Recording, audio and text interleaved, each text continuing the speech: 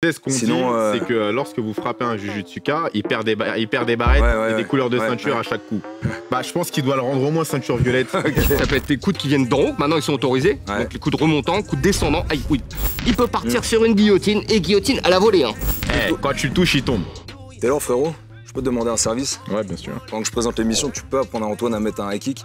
Juste lui expliquer comment ça se passe et on voit s'il y arrivera tout à l'heure. Un high kick sans tomber. Hein. Sans tomber. Vas-y, je te laisse lui expliquer. Moi, pendant ce temps-là, je vais donner le programme du jour parce qu'on va parler de l'UFC 317. Ilia Topuria, il a éteint 2 légendes chez les moins de 66 kilos. Il monte chez les moins de 70 kilos pour en éteindre une autre.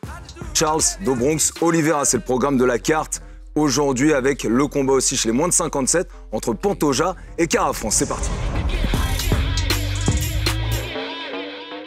Et la carte, c'est votre émission RMC Sport en partenariat avec BetClick. BetClick, c'est l'appli officielle pour parier sur les combats à l'UFC. Comme d'habitude dans la carte, j'ai Antoine Simon et j'ai Taylor Lapillus à mes côtés. Le prof et l'élève, comment ça va les gars? La forme? Écoute, ça va, hein. Ça va, tranquille. Ça va, le corps va bien Antoine? Très bien. À ton âge, on se remet difficilement de tout ça? Oui, c'est plus compliqué. Ouais, ça va, bon.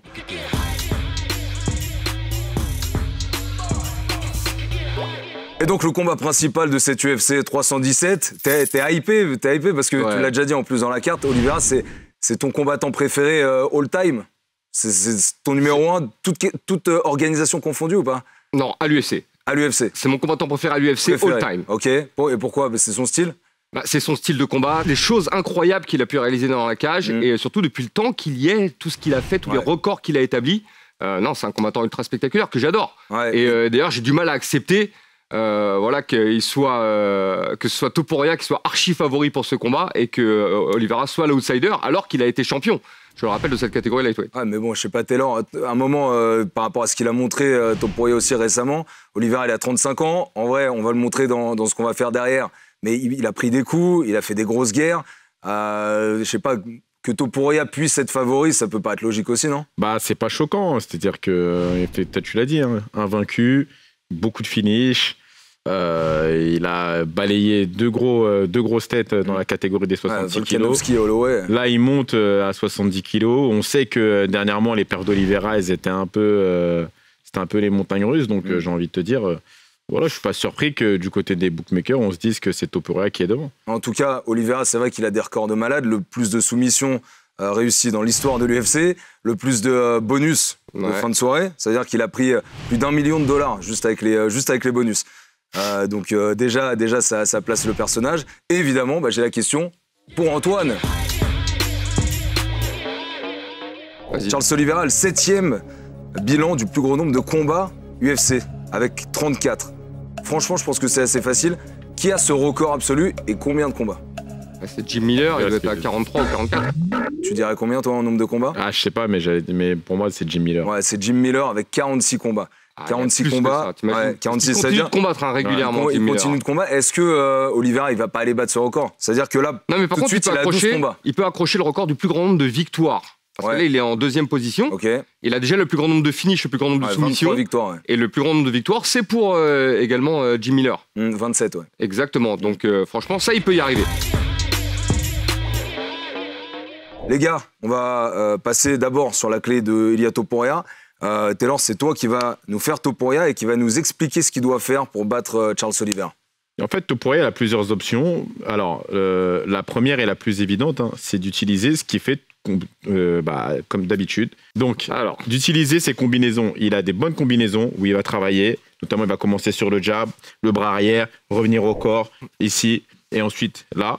Il n'hésite pas à changer de garde sur ses combinaisons. Pourquoi? Parce que ça lui permet de couvrir plus de distance. C'est-à-dire que s'il rentre ici et que donc Antoine qui est fait Oliveira recule, il n'hésite pas à changer de garde pour revenir là, travailler ici et repartir sur une autre combinaison. Ce qui veut dire, en gros, pour qu'on comprenne bien, c'est juste qu'un mec qui ne va pas changer de garde doit replacer 2 appuis avant de pouvoir se remettre dans sa bonne garde et pouvoir frapper comme il veut. Si je mets une frappe là et qu'ensuite j'envoie le crochet et que je le loupe parce qu'il recule, je vais être un petit peu en retard. Alors que lui, il va pas hésiter à faire le jab, le crochet s'il est un peu court, venir là, et du coup, il est dans une distance où il peut venir frapper, venir ici, revenir au corps, et ensuite, du coup, récupérer sa garde de base et venir frapper là. Et du coup, ce que tu montres aussi dans ce que tu fais, c'est la variation des zones de frappe. Exactement. Ce qui fait aussi bien. Il y a deux choses qu'il fait beaucoup. Il varie beaucoup les zones de frappe, c'est-à-dire qu'il travaille énormément au corps et à la tête, ou à la tête et au corps, et surtout les longues combinaisons. C'est un des rares combattants en MMA qui va travailler sur des combinaisons de 3, 4, voire 5 coups. Okay. La plupart du temps, on va travailler plutôt sur 1 ou 2 coups à cause de la taille des gants qui permet un peu moins de défense sur les longues combinaisons. Lui, il s'en fiche. Il a confiance en ce qu'il a dans la main.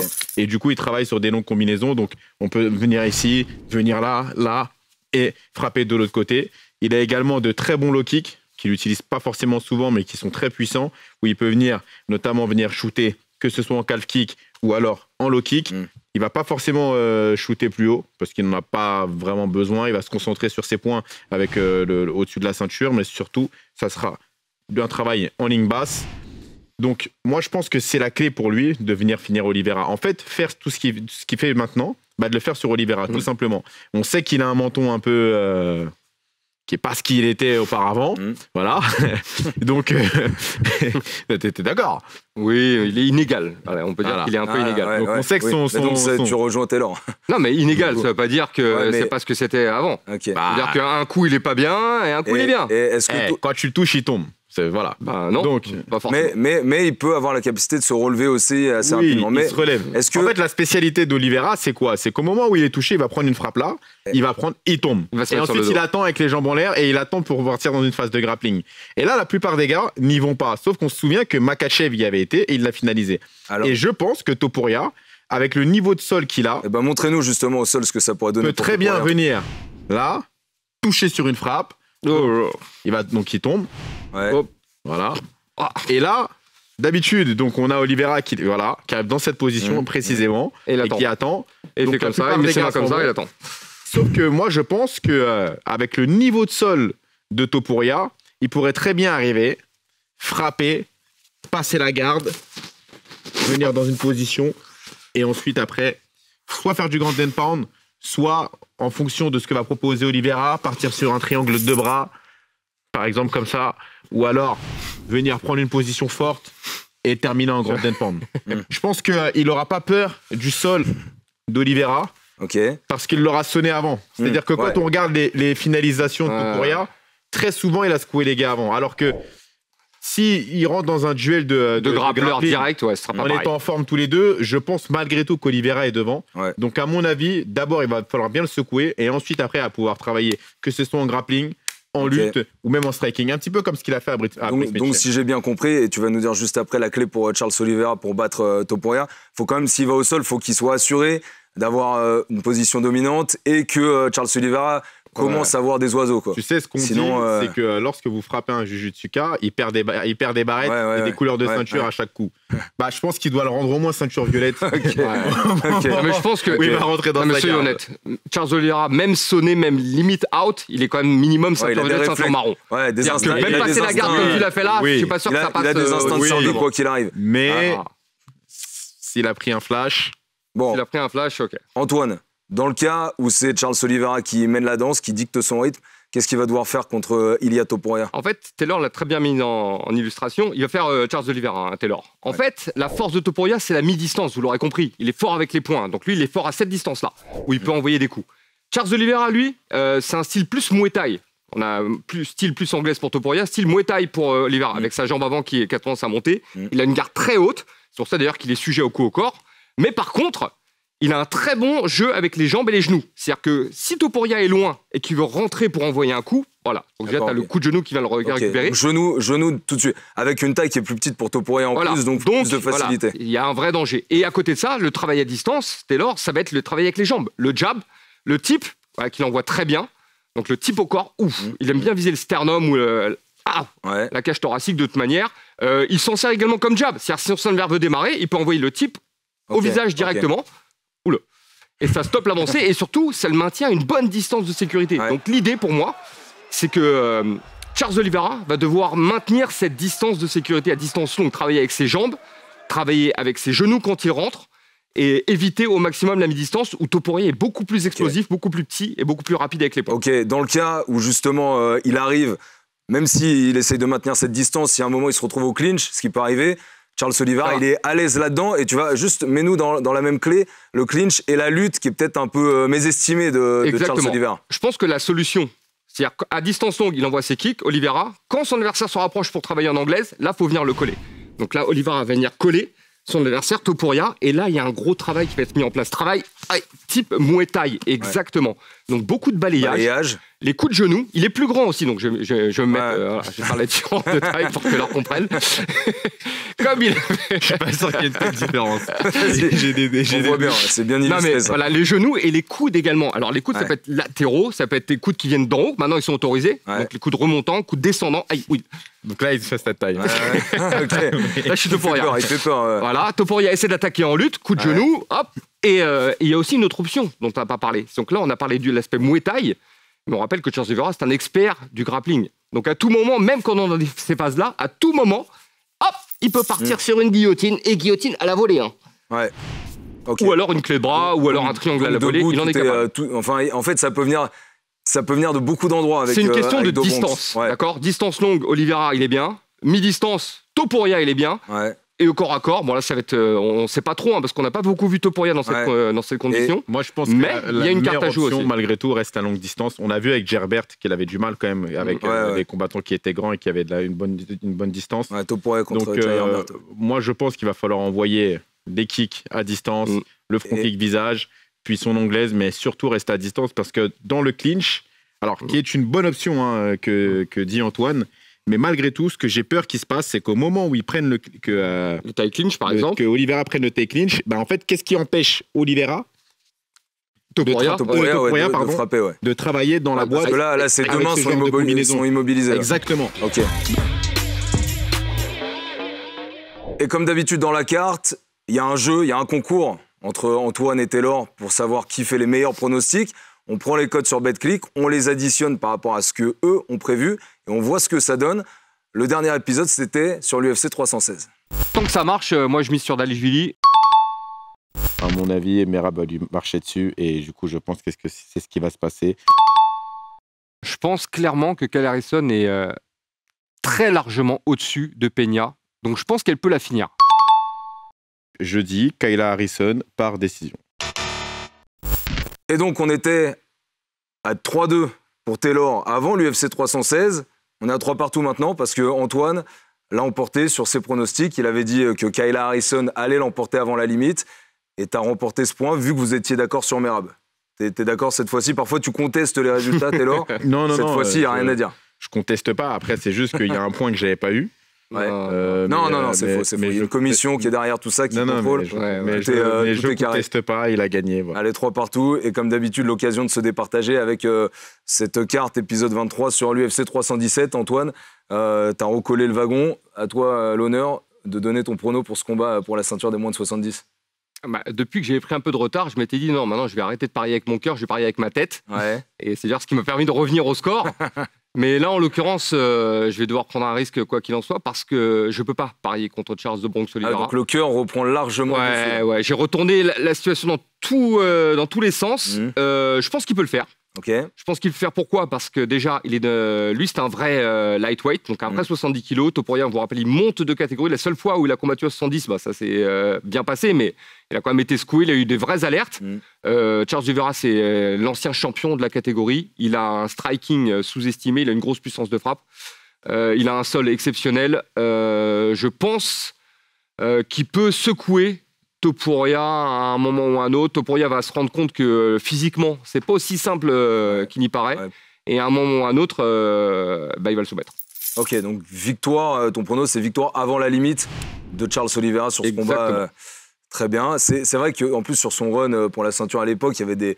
Bon, c'était il y a un moment maintenant, hein. Mais bon, c'était du Gaethje, des Poirier, Michael Chandler. Il avait fait du très très lourd, Charles Oliveira. Par contre, il reste sur 2 victoires sur ses 4 derniers combats. Donc c'est un peu en dents de scie. Mais il affronte que des tueurs. Il affronte que des tueurs. Et le combat contre Sarokian, il aurait très bien pu le gagner aussi. Très bien. Taylor, à toi. Écoute, moi je trouve qu'Oliveira est un peu en perte de vitesse en ce moment, clairement. Ne serait-ce que, regarde la revanche qu'il a fait contre Chandler. C'était pas forcément le même combat que le premier. Ensuite, il y a aussi le fait qu'il ait du mal sur les grands rendez-vous, quand il y a du stress, quand il y a de l'enjeu. On voit par exemple avec le combat contre Makhachev où pour moi il est passé clairement, enfin Islam est très fort, mais il y a aussi Oliveira qui ce jour-là je pense a frisé un peu mentalement. Et puis à côté de ça, on a un gars qui est persuadé d'être en mission pour pouvoir être champion et régner sur les arts martiaux mixtes, donc, et qui est invaincu, qui est très fort physiquement, qui a le knockout power. Donc bien entendu, je vais me ranger malheureusement du côté de l'avis de tout le monde. Ouais. Et je vois Ilia Topuria s'emparer de cette ceinture lightweight et je pense qu'il va le faire avant la limite. Donc je dis Topuria avant la limite. Ouais, combat forcément prévu en 5 rounds. C'est vrai qu'avec ces deux-là, on peut se dire que ça va se terminer avant la limite. Vous êtes d'accord sur ce point-là, mais pas sur le vainqueur du combat. C'est ça que j'aime bien. On verra qui l'emporte à ce niveau-là. Moi, ce que je vous propose, c'est la super cote. Je vais aller du côté d'Antoine. Avec une victoire pour Oliveira avant la limite, mais je rajoute, pour que ce soit encore plus intéressant, à la première reprise, sur ces 35 victoires, je vois le combat, en fait, je vois le combat partir direct. Tu vois, je vois pas ce combat durer, je vois pas les deux gars temporiser, donc je pense victoire Oliveira dès la première reprise. Sur ces 35 victoires en carrière, il y en a eu 16 dès la première reprise. Co-main event de cette UFC 317, ceinture des moins de 57 kilos, la catégorie la plus basse au niveau des poids chez les hommes, et donc Alexandre Pantoja, qui est champion depuis à peu près 2 ans maintenant. Ouais. En fait, c'est une situation, on en a parlé pour les moins de 61, c'est un peu pareil, c'est-à-dire que Pantoja, maintenant, il commence à être tout seul en haut de cette caté, il a éteint tout le monde, même Cara France, il arrive, il est sur un run de un seul succès, avant il était sur 2 défaites, donc on va chercher le 4e au classement, parce que, en fait, il y a Albazi aussi qui traîne, mais il a battu quasiment tout le monde. Et puis certains, en plus, il les a battus 2 fois déjà. Ouais, certains, ouais. Comme Brandon Royval, notamment. Royval, il l'a battu 2 fois, ouais. Est-ce que il y a Demetrius Johnson qui a régné sur cette catégorie, qui est l'un des plus grands combattants de l'histoire de l'UFC. Est-ce que on peut se dire que Pantoja, il est déjà à 3 défenses, il va essayer d'aller grappiller ce record qui est chez Demetrius? Il y a du chemin à faire quand même. Il y a du chemin à faire. Après, c'est pas la même époque non plus. Et il faut quand même souligner ce que fait Pantoja parce que c'est fort et l'adversité elle est plus élevée aujourd'hui que ne l'était au moment. T'es d'accord avec ça? Ouais, clairement, moi je trouve que l'adversité elle est plus. On fait revenir des Kyoji Horiguchi qui avait déjà affronté Demetrius Johnson à l'époque. Ouais, mais justement, c'est-à-dire qu'il est tellement fort qu'on est obligé de se gratter la tête à savoir comment on va lui trouver des adversaires. C'est ce qui se passait avec Mighty Mouse. Il y en a qui l'a déjà battu 2 fois, donc du coup, et plusieurs même, parce que Kaya Sakura, également. Kaya Sakura qu'on fait venir du Rising en se disant peut-être que. Même ça, c'est chelou parce qu'ils le font venir du Rising, il perd, donc ça veut dire que potentiellement tu le mets à un top 5 vu qu'il combat pour la ceinture. Et là, il est 15e au classement des moins de 57. Non, mais on l'a vu avec Pachimix, ils ont fait venir Pachimix dans la catégorie supérieure et il a affronté le 10e. Donc ça prouve que dans cette catégorie des moins de 57, en fait, il y a vraiment de la place. Allez, c'est parti pour la démonstration de ce co-main event UFC 317. Antoine, on t'écoute pour ce que doit faire le champion Pantoja pour sa 4e défense de ceinture. En fait, la clé du succès pour Pantoja, c'est attraper Kai Kara France, le jeter par terre et le soumettre. C'est la meilleure solution. Pour ce faire... Taylor et Pantoja. Taylor et Pantoja. Pour ce faire, il faut déjà rentrer dans la distance. On sait que Kai Kara France a un bon striking. Il travaille bien avec ses jambes en low kick, il travaille bien avec son jab. Il travaille bien derrière son jab. Et Pantoja, lui, le jab, il connaît pas. Comment il rentre Pantoja avec les poings? Taylor, c'est des crochets larges, exactement. L'avantage de ses coups, c'est que c'est des coups très puissants. Il est fort en appui très dessus, très ancré au sol. Il envoie très très fort. Et s'il venait à rater, l'avantage d'un crochet large comme ça, c'est que derrière, il est sur son adversaire. Ce qui fait que il vient là où il voulait aller, à savoir au contact. Et en plus de ça, plutôt que de simplement rentrer, il se laisse une chance de pouvoir en mettre une qui peut faire mal et qui peut passer. Et il y a une autre option aussi qui fait très bien, c'est-à-dire qu'il envoie ses crochets larges, il rentre pas, mais il attend, en fait, il fait exprès presque de rater, alors même s'il le fait pas exprès, et il attend que son adversaire remise. Et au moment où son adversaire remise, regarde, là je vais pour remiser avec un direct, hop, mes hanches sont parallèles, et là c'est le moment qu'il choisit pour venir au contact et m'emmener au sol. Ok, les low kicks aussi, c'est comme il n'utilise pas de jab, tu disais, les low kicks, ils s'en servent pour casser les appuis de l'adversaire. Si son adversaire veut commencer à mettre en place un jeu avec son jab ou les directs en étant bien ancré au sol, c'est à ce moment-là qui va envoyer un puissant low kick pour le déstabiliser. Ce qui fait que ça va stopper un peu les velléités de Kai Kara France s'il décide de s'installer debout dans un schéma à distance. Ok, et du coup, on le sait, c'est l'un des meilleurs grappleurs peut-être de l'ensemble du roster à l'UFC. Donc si ça vient en contact... C'est ça qu'il va utiliser forcément. Si ça vient en contact, voilà, il rentre avec ses crochets, hop, il arrive même à plaquer Kai Kara France contre le grillage. Il pourrait même tirer la garde, Pantoja. Il est capable de faire ce genre de choses, même si, malgré tout, je pense que voilà, il va crocheter, il va tenter d'amener. Et une fois qu'on est au sol, là, c'est compliqué. Kai Kara-France est bon en défense debout, mais dos au sol, c'est plus la même chose. Et Pantoja, c'est un passeur, finisseur, il sait tout faire. Il a des prises de dos ultra rapides. C'est-à-dire, à peine, je me suis tourné, regarde, il est déjà dans mon dos. Aïe, Donc ça va très très vite au sol et on a montré l'étranglement arrière, mais ça peut être une clé de bras, ça peut être du grand and pound. Il a l'ensemble du jeu et du game là-dessus, donc il pourra tout faire. Et surtout que Kara-France, lui, c'est pas le meilleur à ce niveau-là. Donc voilà, il y a des équilibres à ce niveau-là.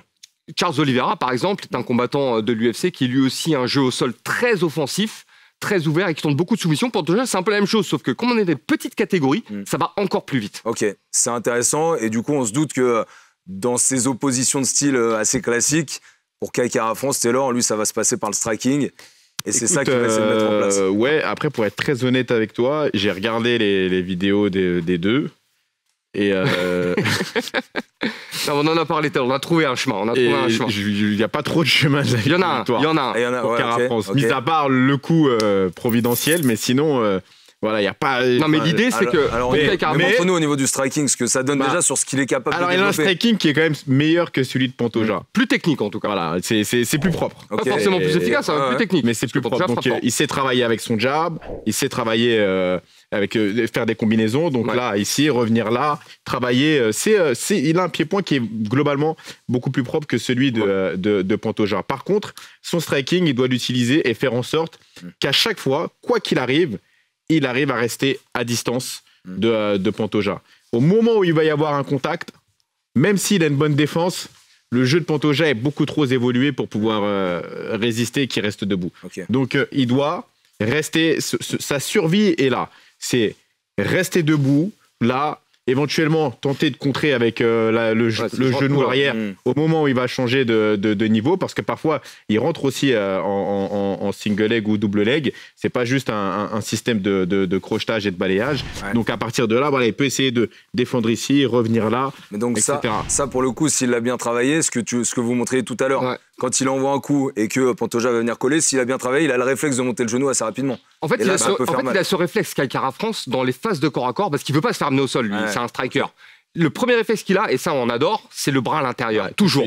C'est-à-dire dès qu'il rentre, voilà, regarde, les bras à l'intérieur tout de suite, et si je change de niveau, toujours le bras à l'intérieur, et on sort les hanches. Et il y a un truc aussi qu'il a très bien compris, c'est que ça sert à rien de défendre pendant 1 heure, parce qu'il y a beaucoup de lutteurs qui travaillent en lutte en chaîne aujourd'hui, et ça sert à rien de défendre pendant 1 heure contre le grillage. Donc dès qu'il peut sortir, il va faire les pas de pivot cher à Taylor et il va sortir Kai Kara-France. Et d'ailleurs, tu dis pas de pivot, juste un mot sur son footwork, sur son jeu de jambes.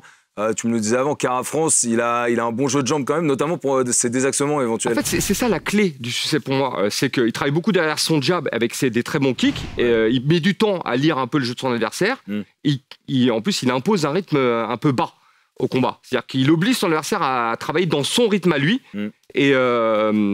donc le travail en low kick sera très bien pour maintenir son adversaire à distance, surtout que s'il les envoie très bas, c'est très dur à saisir.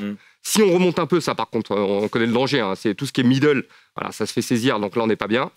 Et après il peut se faire amener au sol. Donc travailler à distance, imposer surtout, on risque, en fait il y a une histoire de rythme aussi dans l'histoire. Notre ami Pantoja, c'est rythme soutenu dès le début.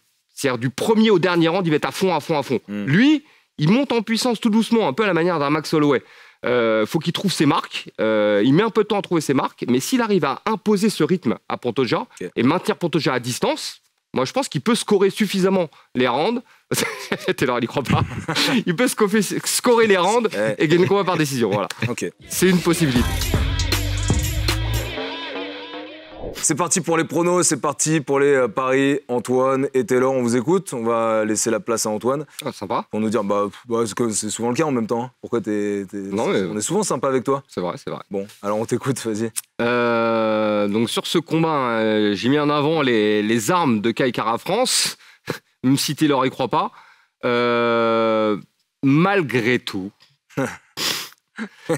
On l'attendait celui-là. Je ne vais pas me risquer à parier contre Pantoja. Encore une fois, un Pantoja sur le papier, il est meilleur dans tous les domaines. Il a battu des mecs qui ont battu Kai Kara-France.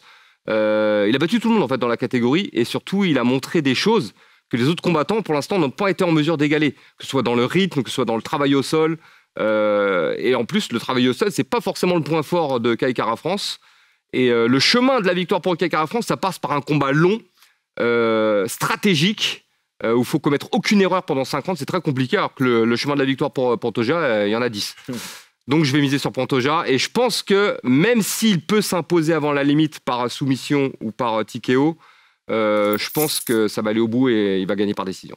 En plus, il y a déjà eu une opposition entre eux. Hein. C'était au Teuf à l'époque, il s'était. Ouais, c'est vrai que j'ai oublié cette histoire. Il l'avait battu assez facilement, décision unanime. Voilà, mais il faut quand même se dire que c'était il y a un moment. C'était un long moment. Il y a beaucoup d'eau qui a coulé. Ouais, mais il y a un ascendant psychologique quand même. Mais il y a l'ascendant psychologique qui est bien présent et donc qui conforte certainement ce que tu nous prévois comme pari pour ce combat-là. Taylor, je sais pas, j'imagine que tu es sur Pantoja quoi qu'il arrive. Ouais, est-ce que tu donnes une autre manière de terminer que je vois Pantoja à la décision. Effectivement, il s'était déjà affronté au Teuf.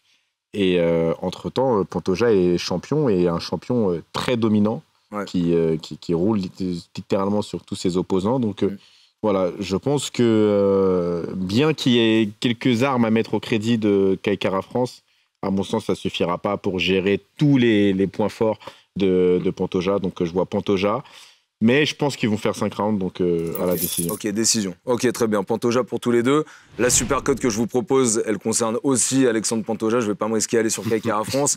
Ils sont très expérimentés, les deux, en plus. Hein. Ils ont plus de 30 combats pro chacun. Donc, quand même, duel de gars expérimentés. J'ai bien écouté ce que vous avez montré, ce que vous avez dit.